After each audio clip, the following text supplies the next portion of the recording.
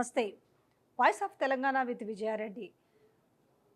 తెలంగాణ వ్యాప్తంగా ఎటు చూసినా, ఏ ఊరికి పోయినా, ఆ, ఏ మండలానికి పోయినా, ఏ జిల్లాకు పోయినా, ఏ ఇద్దరు మాట్లాడుకున్నా, ఏ ముగ్గురు మాట్లాడుకున్నా, ఏ ఒక్కరున్నా కూడా ఫోన్లో చూసుకుంటూ కూడా ఆఖరికి రుణమాఫీ నాకు పడిందా లేదా, నేను దానికి అర్హున్నా కాదా, ఇదే చర్చ జరుగుతుంది. ఎందుకు ఇంత కన్ఫ్యూజన్గా ఉంది? 31,000 కోట్ల బడ్జెట్ పెట్టారు. కానీ నిజంగా చెప్పాలంటే రాష్ట్ర వ్యాప్తంగా, నేను ఇంతకుముందు కూడా ఒక వీడియోలో చెప్పాను కదా, రాష్ట్ర వ్యాప్తంగా మొత్తంగా తీసుకున్న ప్రతి ఒక్కరు పంట రుణాలకు సంబంధించి అది కూడా నేను చెప్పే దీర్ఘకాలిక కాకుండా స్వల్పకాలిక రుణాలకైనా కూడా 69,000 కోట్లు అవసరపడతాయి. ఏంటివి? ఎలాంటి లిటిగేషన్స్ ఏవి పెట్టకుండా ఉంటాయి, ఎలాంటి లిటిగేషన్స్ పెట్టకుండా ఉన్నా కూడా 69,000 కోట్లు అవసరపడతాయి. మీరు ఒకసారి జాగ్రత్తగా వింటే ఎందుకింత అసలు కన్ఫ్యూజన్ అవుతున్నారు? ప్రతి ఒక్కరు బ్యాంకు దగ్గరకు పోతున్నారు, అడుగుతున్నారు, మాకు పడిందా అని అడుగుతున్నారు. సో మేము ఇదే నేపథ్యంలో ఒక కాన్స్టిట్యున్సీకి వెళ్ళి గ్రౌండ్ రిపోర్ట్ కూడా చేశాము. చాలామంది 10 మందిని పలకరిస్తే అందులో ఒక 2 లేక 3 మాత్రమే మాకు మాఫీ జరిగింది అని చెప్తున్నారు. అదొకటే కాదు, మాఫీనే కాదు, దాంతోపాటుగా ఈ 7 నెలలకు సంబంధించిన ఏదైతే మనం తెలంగాణలో ఏమంటాం, మిత్తి పైసలు అంటాం, మిత్తి కట్టాలి, అదే వడ్డీ. బ్యాంకు మనం ప్రకారం మాట్లాడుకుంటే వడ్డీ పైసలు అంటాం, మనం తెలంగాణలో మాట్లాడుకునే మాట మిత్తి. 7 నెలల నుంచి అంటే డిసెంబర్ 9 నుంచి మొదలు పెడితే ఏ రోజు మీరు రుణమాఫీకి వెళ్తారో ఆ రోజు వరకు వడ్డీ క్యాల్కులేట్ చేసి ఆ మిత్తి పైసలు కట్టమంటున్నారు. సో ఇది ప్రతి ఒక్కరికి తెలిసిన విషయమే.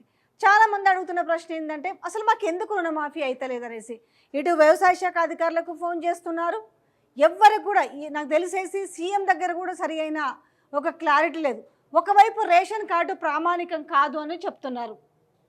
ఇగో ఇంత గొప్పగా ఆ రోజు రుణమాఫీ చేసినట్టుగా ఇది ఒకటే కాదు, యాడ్స్ కూడా ఎంత గర్వంగా వేసుకుంటున్నారంటే, అబ్బా అసలు మేము చేసిన రుణమాఫీ దునియాలో ఎవ్వరు చేయలేదు అన్నట్టుగా చాలా గర్వంగా. చూడండి, ఇప్పుడు చూడండి ఈ చెక్కు.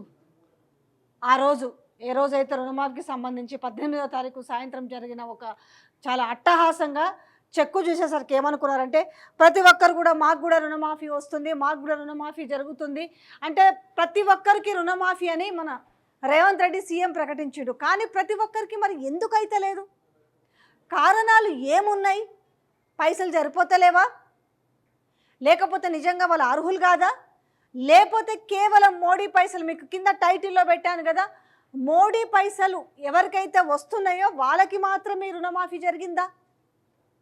కుటుంబంలో గైడ్లైన్స్లో ఏదైతే స్పష్టంగా ఇచ్చారో దాని ప్రకారమే జరుగుతుందా?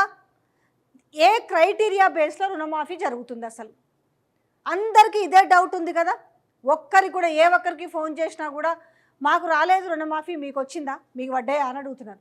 ఎవరిని చూసినా ఇదే ముచ్చటైన పడుతుంది. కారణం ఏంది? అసలు క్లారిటీ ఎందుకు మిస్ అయింది? అర్హులైన వాళ్ళకు కూడా రుణమాఫీ ఎందుకు వస్తలేదు? ఇదే ప్రశ్న, ఇదే ఆలోచన ప్రతి ఒక్కరి మెదళ్ళలో తొలుస్తుంది. మాకు రేషన్ కార్డు ఉంది, మాకు 30-40 వేలే ఉంది, కాదు మాకు ఒక 20 వేలే ఉంది, కనీసం నాకు రైతు భరోసా పడ్డా కూడా 25,000 రూపాయలు వస్తుండే కదా. కనీసం నాకు కొందరికైతే ఎంత దారుణం అంటే, వాళ్ళు తీసుకున్న లోన్ ఒకలాగా ఉంటే దాంట్లో పడ్డ పైసలు ఎంత ఉన్నాయంటే 22,000. కనీసం ఆయనకు రైతు భరోసా పడ్డా కూడా 25,000 వస్తుండేనట. రుణమాఫీ పేరు మీద పడ్డది మాత్రం 22,000 అంటున్నారు. కొంతమంది మేము 90,000 తీసుకున్నాము, నాకు మాత్రం 23,000 రుణమాఫీ అయింది అంటున్నారు. మరొకరు ఏంటంటే విచిత్రము, కుటుంబంలో నలుగురు తీసుకుంటే కనీసం ఒక్కరికన్నా కావాలి కదా. ఆ కుటుంబంలో ఒక్కరు ప్రభుత్వ ఉద్యోగం చేస్తున్నా కూడా మిగతా వాళ్ళకు కూడా రుణమాఫీ అయితలేదు. అంటే ఒక స్పష్టమైన, మేము ఇంతమంది చేస్తున్నాము, మేము వీళ్ళకి చేస్తున్నామని స్పష్టంగా చెప్పుంటే రైతులకు కూడా ఒక క్లారిటీ వచ్చి ఉండేది. బ్యాంకుల చుట్టూ చెప్పులు అరిగేలా ఊరికే ఫోన్ పట్టుకుంటున్నారు, పోతున్నారు, మాకేమైనా వచ్చిందా, మాది రుణమాఫీ అయిందా? అవ్వకపోతే కారణం ఏంటంటే బ్యాంక్ వాళ్ళు ఏం చెప్పగలుగుతారు, ఎందుకు కాలేదనే విషయాన్ని బ్యాంకు వాళ్ళ దగ్గర క్లారిటీ లేదు కదా. మీరు అగ్రికల్చర్ ఆఫీసర్ని పోయి కలవండి అని చెప్తున్నారు.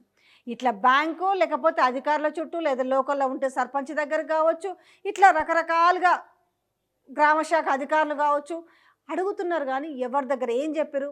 ప్రతి బ్యాంకు దగ్గర ఒక నోడల్ అధికారిని, ఒక ఆఫీసర్ని పెడతామని. ఎవ్వరూ లేరు బ్యాంకుల దగ్గర. కనీసం మీ లిస్టులో పేరు ఎందుకు లేదు అని అడిగేటోళ్ళు. వీళ్ళు చెప్పిన ప్రకారం చూస్తే మేము మన చాలామందిని కలిసి మందలించినప్పుడు అర్హత అన్ని రకాల ఒక రేషన్ కార్డు ఉంది. సో వాళ్ళ ఇంట్లో ఎవరు గవర్నమెంట్ ఉద్యోగం చేస్తలేరు. కాకపోతే ఎందుకు కాలేదో తెలుస్తలేదు. అడిగినప్పటికీ మాలాంటి వాళ్ళ దగ్గర కూడా ఆన్సర్ లేదు, అధికారుల దగ్గర ఆన్సర్ లేదు, తీరా చూస్తే నాకు తెలిసి వ్యవసాయ శాఖ మంత్రి దగ్గర కూడా ఆన్సర్ లేదు. ఒకటే మాట చెప్తున్నారు, ఏంటి అని అంటే ప్రతి ఒక్కరికి ఇస్తాము, ఇదొక్కటే మాట చెప్తున్నారు. ప్రతి ఒక్కరికి ఏం చెప్తున్నారు? ప్రతి ఒక్కరికి అనే మాట వినిపిస్తుంది. కానీ ఈ ప్రతి ఒక్కరు ఎవరు అంటే ఇప్పుడు 33 లక్షల మంది ఈ పిఎం కిసాన్ పథకం కింద ఏవైతే లబ్ధిదారులు ఉన్నారో వాళ్ళకి మాత్రమే జరుగుతుందా అంటే అవుననే సమాధానం మాత్రమే వస్తుంది. వాళ్ళకి మాత్రమే జరుగుతుందా అంటే అవుననే సమాధానం. ఇప్పుడే ఇట్లుంటే 1,00,000 లోపు రుణాలకే ఇట్లా ఉంటే మరి 1,50,000 పరిస్థితి ఏంది, 2 లక్షల పరిస్థితి ఏంది? ప్రతి ఒక్కరికి రుణమాఫీ చేయాలంటే మళ్ళీ ఈ ప్రతి ఒక్కరికి రుణమాఫీ చేయాలంటే 69,000 కోట్లు అవసరం. 1,000 కోట్లు అవసరం. సో వీళ్ళు సమీక్ష జరిపినప్పుడు ఏది డిసెంబర్ 9న అన్నారు కదా, డిసెంబర్ 9న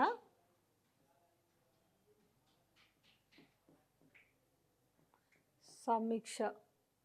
సో అన్నప్పుడు కూడా వీళ్ళు మొత్తంగా అటు ఇటు కట్ చేసి ఒకవేళ చెప్పినా కూడా ఎంత ఉండనంటే 49,000 కోట్లు అవసరపడతారు. 49,000 కోట్లు ఇంత 69,000 కోట్ల నుంచి ఒకవేళ ఈ గవర్నమెంట్ ఎంప్లాయీ ఉన్నా వాళ్ళని తీసేసినా, లేకపోతే ఈ ట్యాక్స్ పేయర్స్ ఉన్నా వీళ్ళందరిని తీసేసినా కూడా ఈ 49,000 కోట్లు అవసరం అని చెప్పారు కదా. అక్కడి నుంచి పరిస్థితి ఎంత వచ్చింది? ఈ 31,000 కోట్లకు వచ్చింది పరిస్థితి. 31,000 కోట్లకి అంటే ఇందులో ఎంతమంది ఎగిరిపోతున్నారు? ఇందులో కామెంట్ ఎవరైనా పెట్టొచ్చండి. ఎందుకనంటే ఎవరికి పెడుతున్నారు? ఆల్రెడీ మాకు 99,000 ఉంది, పడలేదు, రైతు భరోసా ఇంకా ఎప్పుడు వస్తుంది సో అనేసి వీళ్ళెవరో కామెంట్స్ పెడుతున్నారు. అదేదో సామెత లాగుంది అన్నట్టు. అదే ఒక క్లారిటీ చెప్పలేదు, ఎవరికి వస్తుందో ఎవరికి వస్తలేదో అనేది అంటే నేను క్లియర్ చెప్పిన. ఫస్ట్ మీకు ఇందులో ఒక క్లారిటీ వస్తాయి. ప్రతి ఒక్కరికి తీసుకున్న ప్రతి ఒక్కరికి 2018 డిసెంబర్ నుంచి 2023